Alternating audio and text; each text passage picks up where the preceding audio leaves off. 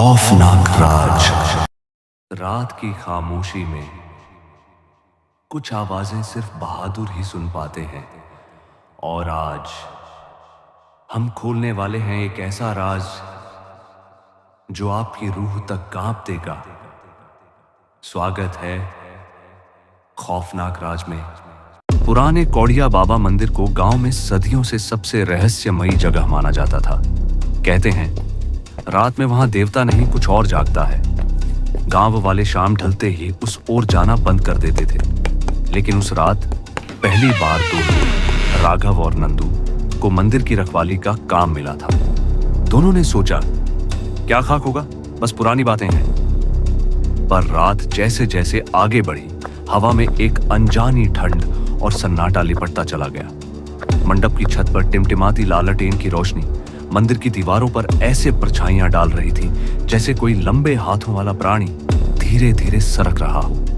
राघव ने जब पूजा स्थल की ओर नजर डाली तो देखा घंटियां बिल्कुल स्थिर थीं, लेकिन अगले ही पल टन टन टन घंटियां वे अपने आप बज उठी। नंदू डर कर उठ खड़ा हुआ। किसने बजाई?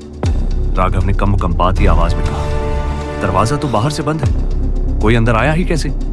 घंटियों की आवाज बंद होते ही मंदिर में ऐसा सन्नाटा पसर गया जैसे किसी ने हवा को भी रोक दिया। दोनों एक दूसरे को देख ही रहे थे कि अचानक द्वार के बाहर सूखी पत्तियां चरमराई। कचक कचक। बाहर कोई है? राघव ने आवाज लगाई, लेकिन जवाब में बस ठंडी हवा का एक झोंका आया जिसमें किसी बूढ़े की कराहसी मिली हुई थी। नंदू ने हिम्मत जुटाई और प्रांगण की ओर बढ़ा। जैसे ही उसने कुंड के पास झांका, पानी की काली सतह में उसे ऐसा लगा जैसे कोई चेहरा अंदर से घूर रहा हो। चौड़े, सफेद, बिना पलक झपकाए आंखों वाला चेहरा। नंदू पीछे हट गया। उधर कुछ है, जीवित नहीं पर है। राघव ने डंडा उठाया और भीतर के गर्भगृह की ओर चल पड़ा। अंदर की हवा बदबूदार और भारी थी, मानो किसी ने वर्षों से बंद कमरे में रोकर आंसू सुखा दिए हों। दीवार पर उकेरी मूर्तियां अंधेरों में ऐसे लग रही थीं कि अभी चलकर उसके सामने आ खड़ी होंगी। तभी एक फुसफुसाहट सुनाई दी। क्यों आए हो? राघव जड़ हो गया। फुसफुसाहट फिर आई।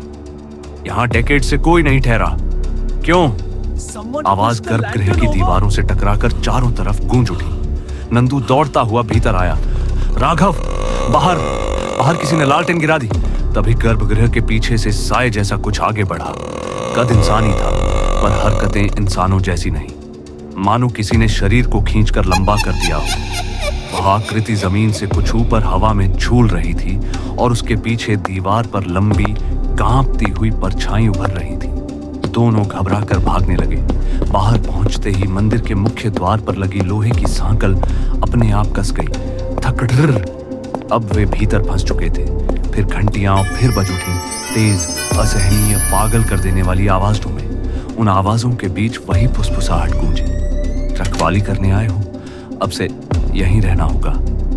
मंदिर की दीवारें धीरे धीरे दरकने लगी, मानो कोई भीतर से उन्हें धक्का दे रहा हो। और अगली सुबह जब गांव वाले पहुंचे तो मंदिर का द्वार खुला था। घंटियां शांत थीं, पर राघव और नंदू का कोई नामो निशान नहीं था। बस इतना बदल गया था कि मंदिर के दोनों किनारों पर दो नई परछाइयां हर रात घूमती दिखाई देने लगी, जो कभी इंसान नहीं थी। अगर इस कहानी ने आपकी रगों में सिहरन दौड़ा दी हो तो चैनल को सब्सक्राइब करना ना भूलें, क्योंकि ऐसा हर राज हर किसी को नहीं मिलता। मैं मिलूंगा आपसे अगले खौफनाक राज के साथ। तब तक रात से सावधान रहिएगा।